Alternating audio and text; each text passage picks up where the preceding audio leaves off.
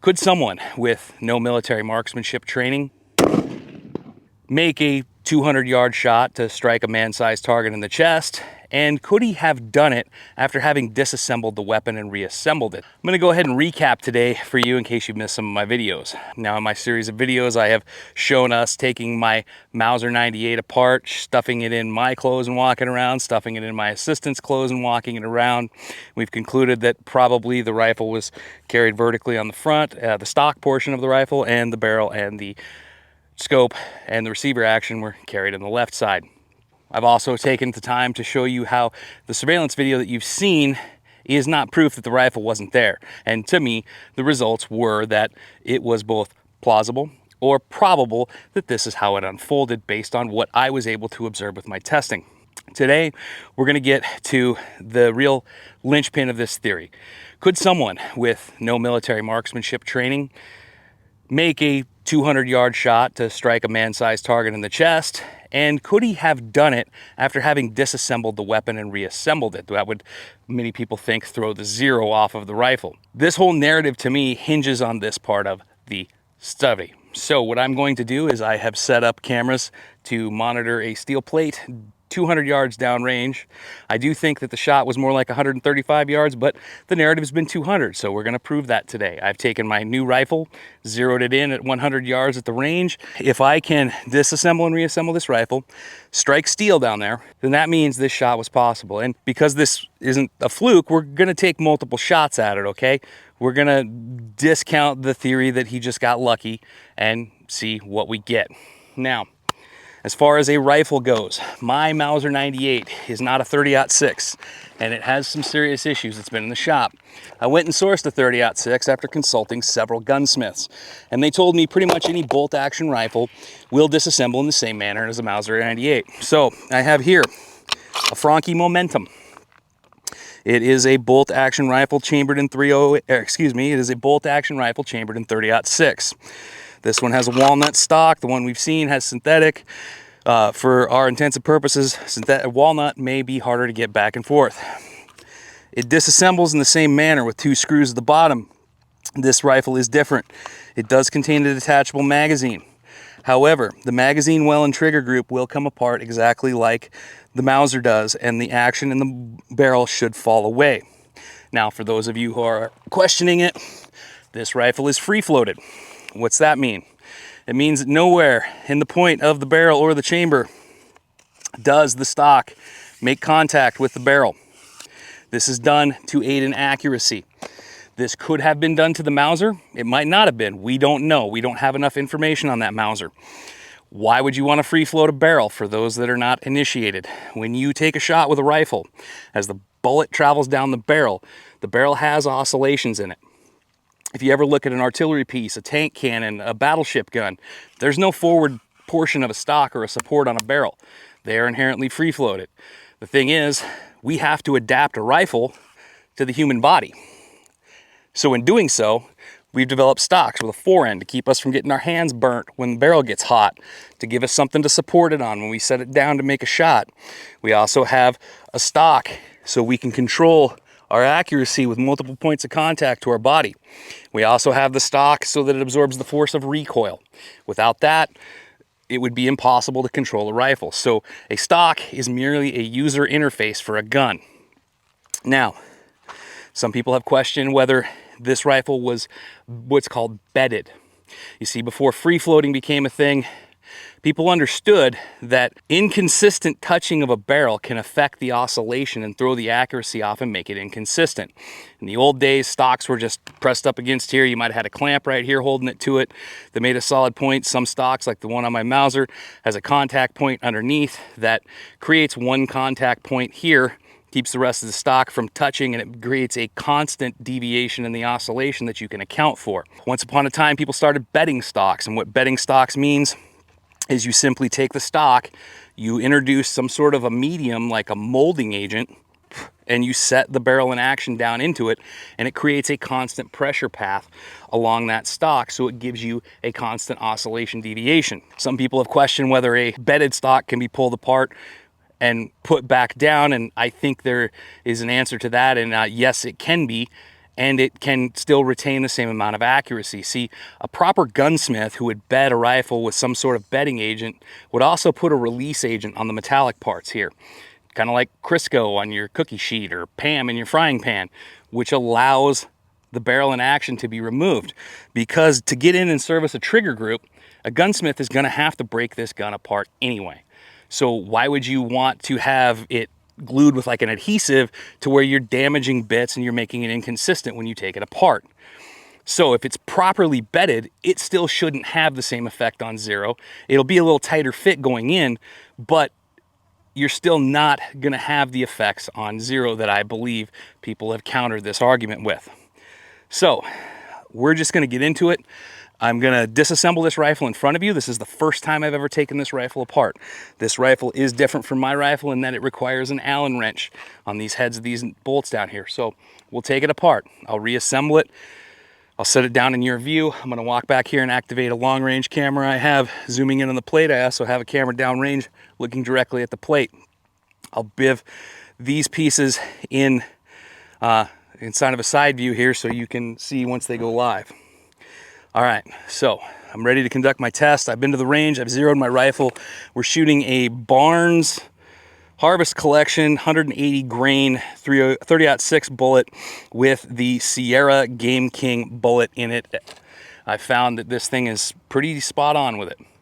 So I'm gonna sit down and walk through this. If you want to skip ahead, I'll give you the chapter mark. If you want a bit of a philosophy lesson and a reason why I'm doing all this, stick around. So you see, people have asked, who am I? Why am I doing this? Why do I care? And it's really simple. I want to test. I want to know if I'm actually being lied to. And the only way to do that is to test the narrative. See, Charlie Kirk was a man who tested people's narratives and their beliefs using what we have in this country, which is the right to free speech, the right to open discourse. Charlie tested those narratives that people hold and their values that they hold all the time. And like many philosophers before him, he met an untimely death because people just didn't like what they were saying. And there's a parallel in Charlie Kirk's death and in people who are, I should have took the bolt out first. You can see this is the first time I've ever done this. He may have carried it with a bolt in. I don't know. Anyway, people are testing that narrative. So people, lost my bolts. All right, so you can see I have the trigger group magazine, or trigger guard magazine well, which on this rifle is plastic. That's interesting. I got a bolt, I got a barrel, I got a stock. So going back to it, there's an explanation for it, and there's a parallel to the people that may have killed Charlie Kirk because they didn't like what he's saying to the people now who are running down conspiracy theories. And I'll explain.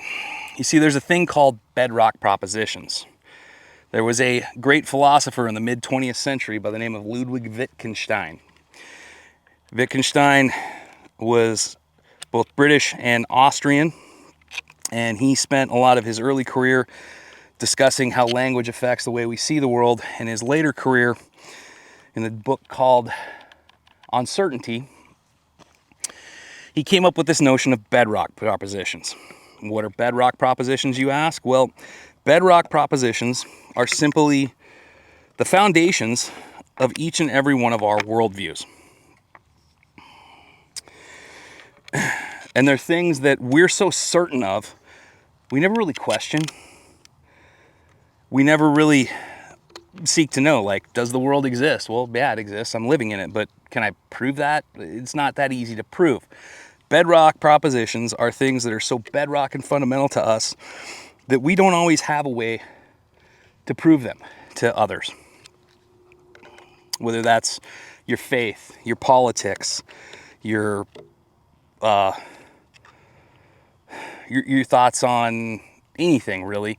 They're fundamental and they're bedrock. And when they're challenged, you don't always look to flesh out what's challenging them.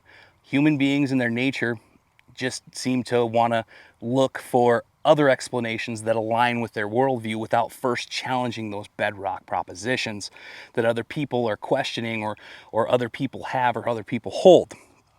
Charlie Kirk went on to college campuses and he challenged people's liberal bedrock propositions of their worldview. And he did it through discourse, through facts, through figures, but he welcomed other people to challenge his. And like so many philosophers before him, he met an untimely end. You think of Socrates, challenged the notions of ancient Greece, and he was fed a cup of hemlock for his actions.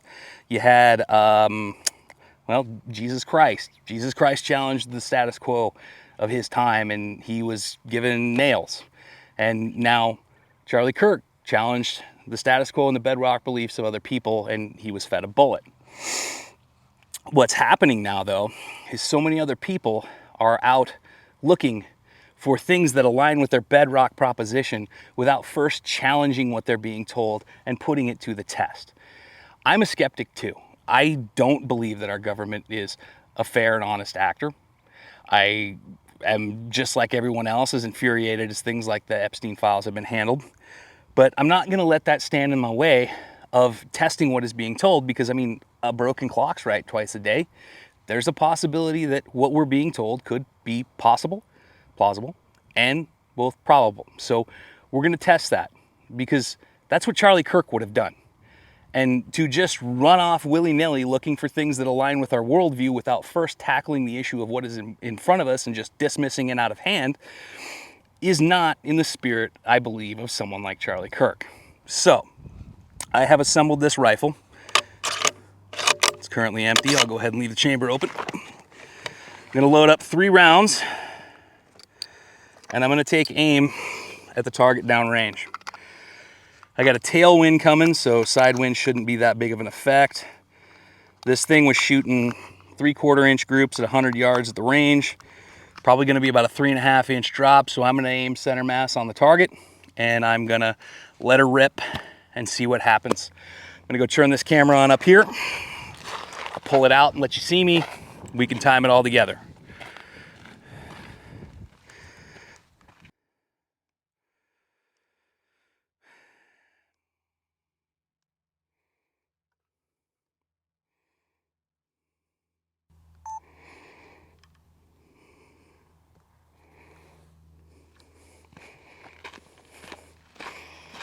Hi.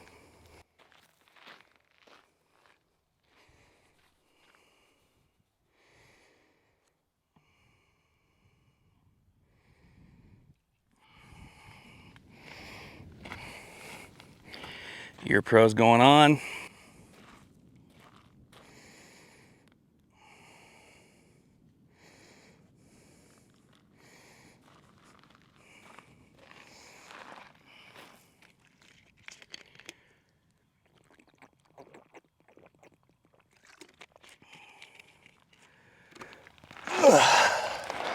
Downrange camera going hot.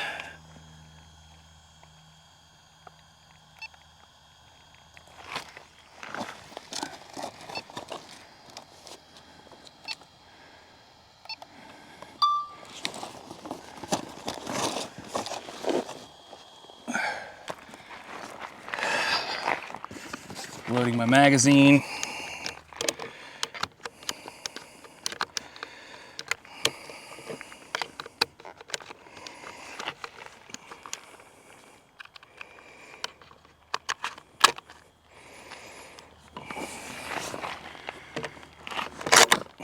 Safety on. Okay.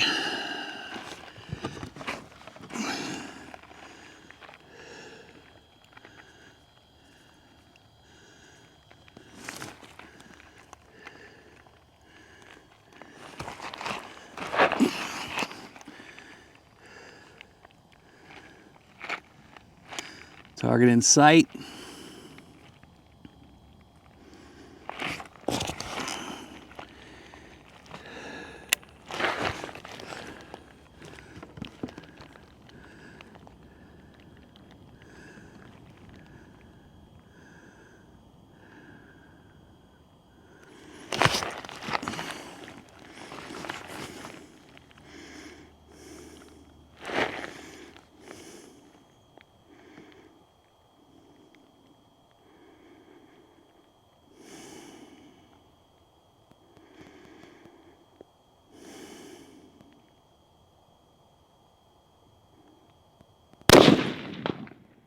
Dead on.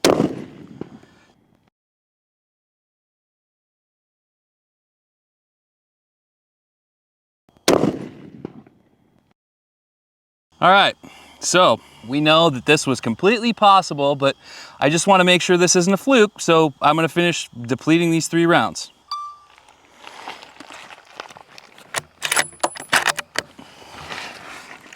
For you, Charles.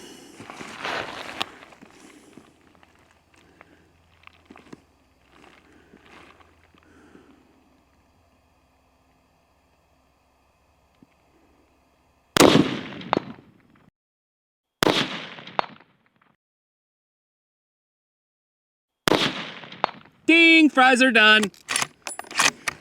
3rd round. Chamber. Yep. I had a loading issue there.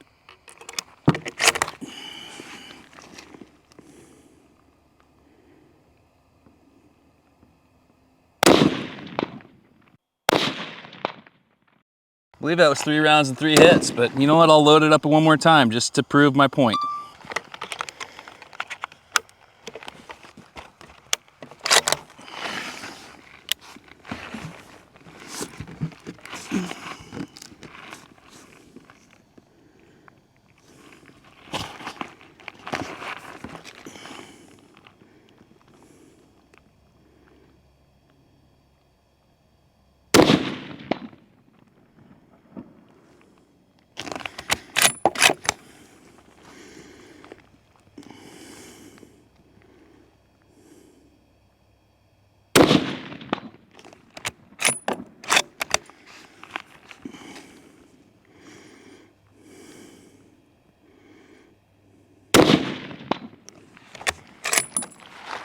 I feel like I could do this all day. That was a lot of fun, and I am glad that I got the experience to go out there and test this. And I could have showed you more video. I went after the 300-yarder, missed the first 2 high, and then I was consistently able to hit it ding, ding, ding, ding, ding, ding, ding until I ran out of ammo. So it was a great day. And in conclusion, do I think that it was possible for a man who fits the description of the person who is alleged to have, by the government, to have performed this action, to do what he is claimed to have done, assemble a rifle that was transported in underneath his clothing and take an accurate shot on center mass on a 6'5" stationary man? 100% possible. I was 6 for 6 on my shots. So, and if you look, the groupings weren't bad. It was staying pretty tight in there. So I think that disassembling my rifle and putting it together had 0 effect on my 0. So, possible? Oh yeah, completely possible. And I think that it fits into this narrative, into the realm that it is highly probable that a person fitting that description in the images that we've seen was able to transport a rifle smuggled in their clothing, assemble it, take the shot, and then exfiltrate with the full rifle assembled inside of a towel, just as we've seen in the surveillance video, which I made a whole nother video on, and left a assembled rifle in a towel somewhere in the woods in part of their exfiltration. Why? I don't know. That's something we can run down later when we have a little bit more data to go on. But that brings me to the next part of my investigation, which is going to be focused on explaining some of the wounding and the kinetic aspects of what we have seen in the videos of the shooting. And I will have another video out soon introducing my hypothesis and how I plan to go about testing this. I've already got some materials on order, and I'm going to be Betty Crocker in my kitchen building human analogs. So that'll be coming up. I'm also going to plan on running down some of this timeline stuff maybe, but there's not a lot with the absence of timestamps in that text message record. I can't, there's not a lot that I can either prove or disprove. I just don't have enough data. So we can run down some of that as filler, but right now I'm going to focus on what I've got in front of me because it's a heck of a challenge. And as new stuff comes out into the narrative, as we get new pieces of information from official channels, I will start backfilling and seeing how that goes. I do need to give a timeline update because there was some stuff that came out of the charging documents that kind of fills some of my own gaps or is a little bit incongruent with the gaps that I have filled in my previous videos. So I'll go back and readdress that. Addressing the conspiracy theory things, I get a lot of DMs, emails every day from people that are like, "Hey, here's this. What do you think? What do you think? What do you think?" And I try to give an answer as efficiently as I can, but I don't have the time or the bandwidth to run down every one of these things. Right now, I'm just limiting the scope of my focus to testing what is in the official narrative. Now, if you want to go down that rabbit hole and investigate that with an open mind and actually test what is being put forward in front of you, I welcome you to do so. Just make sure that you do it in a safe and legal manner, in a controlled environment, and that whatever you do as far as your testing is something that can be replicable so other people who have the same means can go about that. I mean, we have a lot of rights and freedoms in this country that you can utilize to go about with your testing. You have the right to the freedom of speech. You have the right to keep and bear arms. You have all of these tools at your disposal to go out and investigate these things and try to seek whatever the truth you find for yourself is. And I'll tell you right now, if you go through it and you put in the work and you run down the narrative that you're thinking of and you are able to test it and to prove that it's possible or probable to a reasonable person, then compile all that you got. Start your own YouTube channel or whatever. And when you have something like that, then, man, let's open the floor up. As Charlie would say, prove me wrong. I welcome you to do that. I want us to have a open and honest discussion about this. I just don't want somebody to go, "Hey, this talking head on YouTube sent me something," or "I saw this on some talking head on YouTube, and this proves everything's wrong and it's all a lie." It proves nothing, man. Without you actually testing what you have seen and really, really, really hammering it out, it proves nothing. And I would also caution you to take what you see from other people who are pushing some of this stuff, because they may not just be filling their own worldview. They could have a nefarious agenda behind them. I don't know. I can't prove or disprove that. But it's important for you to understand that if you give up your faculties as a human being with reason and logic to someone else who's spewing something that just conveniently fits your worldview, we risk running down a deep, dark rabbit hole that leads to a lot of god-awful things if unchecked. Okay? So, go out there, find the facts, put them together, make a convincing and compelling argument, and then we can have a discussion about it. And like I said, I will open the floor up, and I will let you come on, and we can talk about your findings, and we can go through them like civilized adults. I welcome that.